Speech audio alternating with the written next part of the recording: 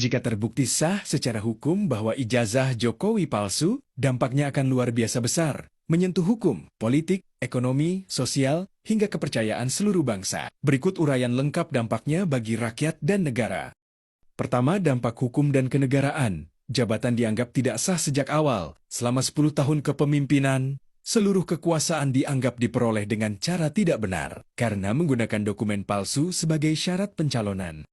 Seluruh produk hukum, peraturan presiden, peraturan pemerintah, keputusan dan kebijakan yang dibuat tahun 2014 sampai 2024 berpotensi gugur, batal, atau tidak memiliki kekuatan hukum. Ini mencakup undang-undang, kontrak negara, proyek strategis, hingga perjanjian internasional. Semuanya bisa diperdebatkan ulang.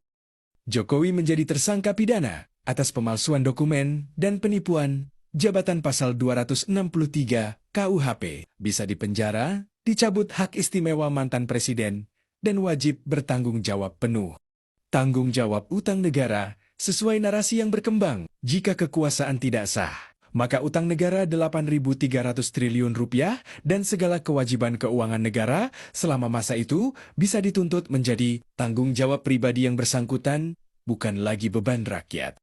Lembaga negara KPU, UGM, pengadilan akan diperiksa karena dianggap gagal memverifikasi dokumen, memicu reformasi besar sistem administrasi negara.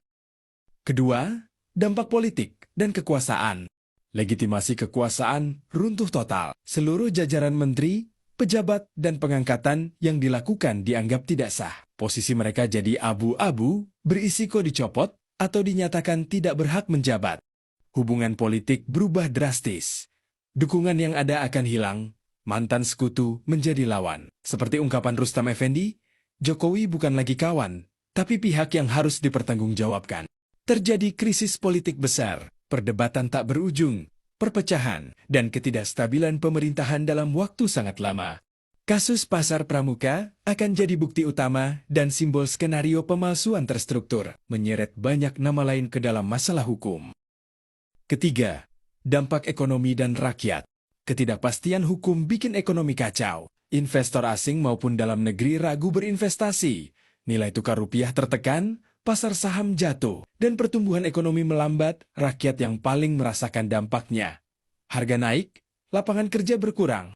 Segala proyek, pembangunan, dan kebijakan sosial bansos, kartu prakerja, IKN, infrastruktur berisiko dihentikan, ditinjau ulang, atau batal total. Uang rakyat yang sudah dikeluarkan jadi hilang percuma, kerugian negara triliunan rupiah.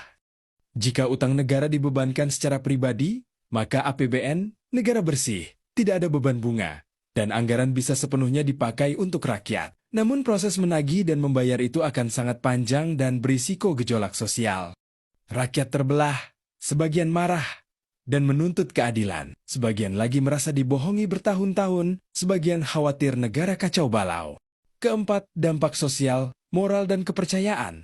Kepercayaan rakyat ke pemimpin dan lembaga negara hancur total. Demokrasi dianggap gagal, integritas pejabat tidak ada, dan rakyat merasa ditipu besar-besaran selama 10 tahun. Sejarah akan ditulis ulang. Masa jabatan Jokowi dicatat sebagai rezim cacat hukum dan integritas, bukan lagi keberhasilan pembangunan. Muncul tuntutan besar untuk perubahan sistem, aturan ketat verifikasi dokumen, dan penghukuman tegas agar tidak terulang lagi. Intinya, kalau benar terbukti palsu, ini bukan sekadar skandal pribadi. Ini gempa bumi terbesar dalam sejarah ketatanegaraan Indonesia. Semua yang kita anggap sah, benar, dan resmi selama 10 tahun, bisa berubah jadi tidak ada apa-apanya. Posisi Jokowi bukan hanya jatuh, tapi berubah jadi pihak yang wajib membayar segala kerugian negara, dan rakyat menanggung dampak gejolak hukum, politik, dan ekonomi yang luar biasa besarnya. Semua mata kini tertuju. Apakah bukti pasar pramuka dan saksi ahli cukup kuat? Apakah benar 8.300 triliun rupiah harus dibayar? Jawabannya akan menentukan nasib kita semua.